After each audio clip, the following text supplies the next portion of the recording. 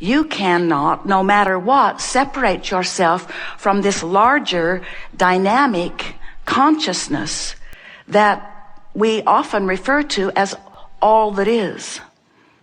Sometimes human refers to that as soul or source or even God. We refer to that as non-physical energy. We refer to it more specifically as your inner being. But of course, your inner being is always surrounded and co-creating with this larger energy. And so what we are really saying to you is that when we speak of co-creating at its best, we mean the co-creating that you do with one another, certainly. But we mean co-creating at its best because there is an opportunity, a keener opportunity really, for you to merge with the larger non-physical cadre of consciousness. In other words, oh, you're hanging around with other physical ones. Yes, you are. But you come from non-physical roots, and those roots are eternally attached. And therefore, there is a larger part of you here and now, while you're focused in this body, who is non-physically focused. Now, the reason that we are starting there today, wanting to get you to broaden your awareness, is because humans have such a scanty and often completely distorted view of how you in your physical body fit into the whole of all of this. We want you, by virtue of what you hear as Esther translates our knowing into words that are meaningful, we want you to find resonance with a deep knowing that is yours.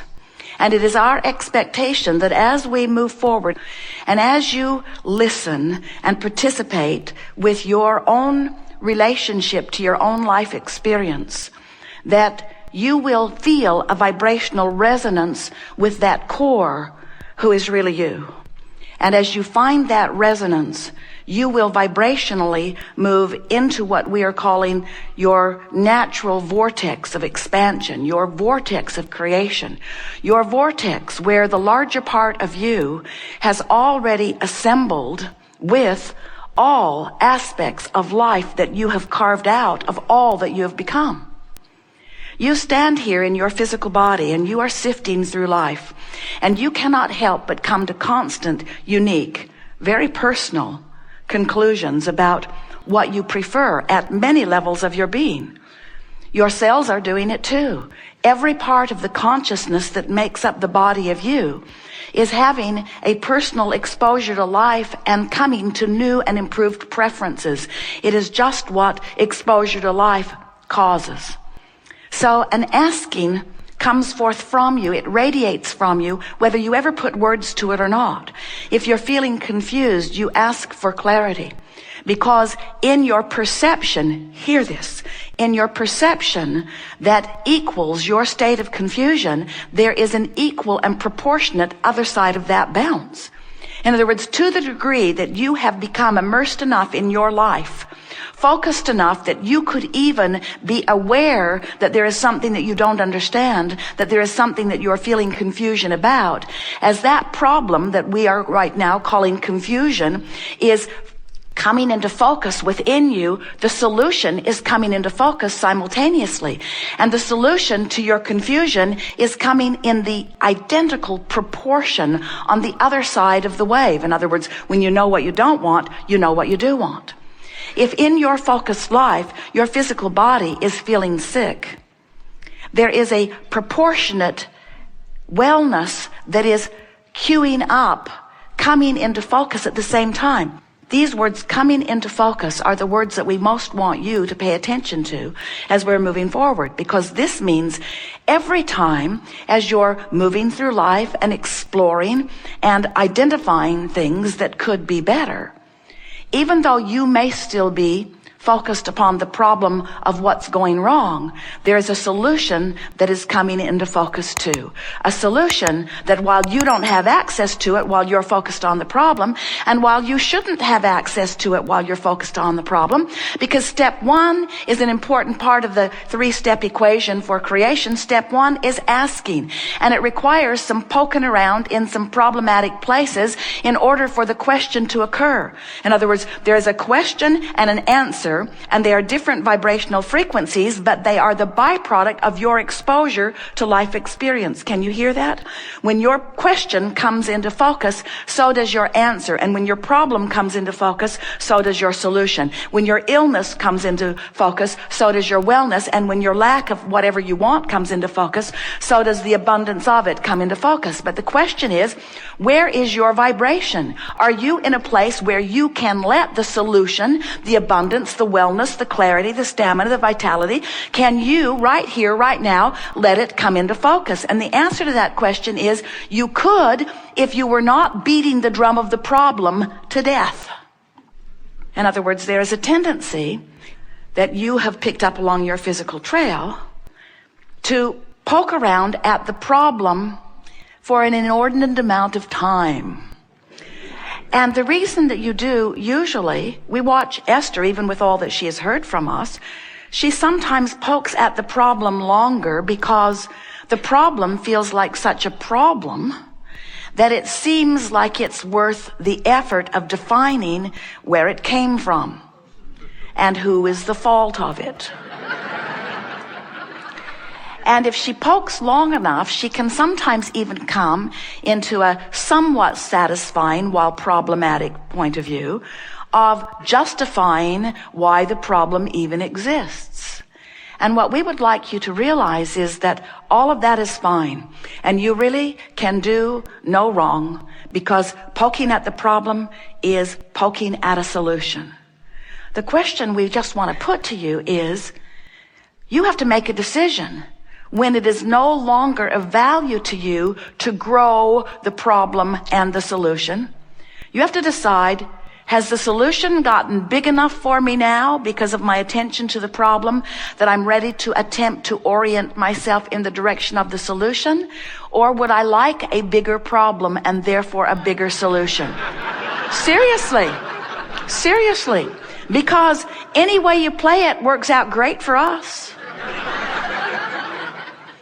You poke around and poke around and poke around it, and improvements come, and in many cases, it is future generation who will benefit from the problems you all are poking around at.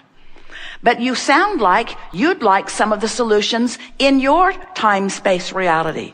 You sound as if you would like to reap some of the benefit of your creative endeavor. And so we're here in what we are calling this law of attraction-based universe and a law of attraction-based workshop, pointing it in the direction of the art of allowing, which is what step 3 of this process is. Step 1 is poke around at the problem. And step 2 is the solution is born. Source is right there, shining a light on it and holding it steady for you. Step 3 is you got to become a vibrational match to the solution if you are to live it in the way that we know you want to. For you, most of you, out here on this leading edge, this fantastic leading edge of creation, you like manifestations. You're hooked on seeing stuff and smelling stuff and hearing stuff and tasting it and feeling it. You like this tactile, leading edge, creative environment that we are all a part of, that you are fantastically immersed in. You like this manifestation stuff. And while you didn't come necessarily for the manifestation, it is necessary to be involved in this leading edge manifesting world in order to really keep up to speed with who life has caused you to become. But we want to wrap this whole picture together in a way that you will finally get it, that you have come forth not to fix a broken world, but to be a catalyst for its never-ending eternal expansion. And then we say, but you don't need to be focused upon the expansion, because the expansion is going to be a byproduct of your exposure to life. So then you might ask, we like it when you do, well, if I've come forth with great purpose, and my great purpose is not expansion, because expansion's going to come whether I know that it's coming or not. I'm just going to blunder into expansion because contrast is just going to suck expansion through me. Then tell me again, why am I important to this mix?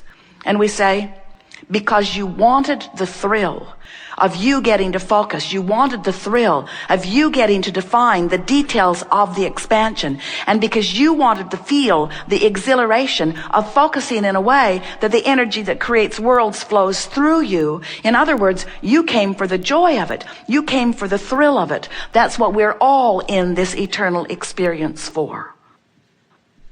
Now, there's some very good news that most humans are not very keenly aware of or focused upon or tuned into.